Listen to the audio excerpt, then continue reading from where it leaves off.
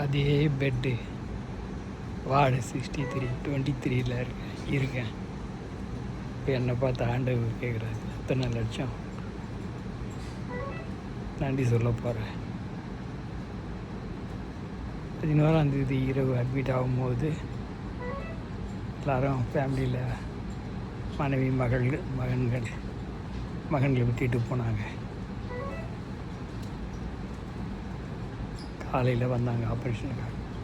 இன்று எல்லாம் முடிந்தது. கிருபையாய் நடத்தினார். அதே வார்டு, அதே பெட்டில் கிருபையாய் கர்த்தர் வெற்றிகரமாய் முடித்த தேவனுக்கு ஸ்தோத்திரம். சுகத்தோடு இருக்கிறேன். இடதுபுறம்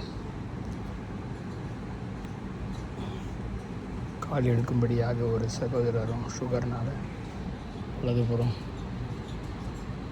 இன்னும் ஹார்ட்டு எக்ஸ்ரே சரியாகலை என்று சகோதரர்களும் காத்து கொண்டவர்களுக்காய் நான் ஜெபித்தேன். ஆண்டவரே, எனக்கு ஜெபிக்க தெரியல. ஆவியானவர் வாக்கு கடங்காது பெருமிச்சிருந்த பிள்ளைகளை கர்த்தர் சுகப்படுத்துங்க, தைரியப்படுத்துங்க. உங்களுடைய வல்லமையினால் அவர்களை தாங்குங்க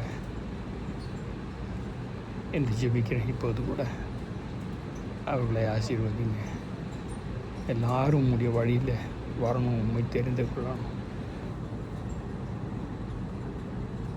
நன்றி சொல்வது எளிதான காரியம். ஒரு கிருபை வேண்டும்.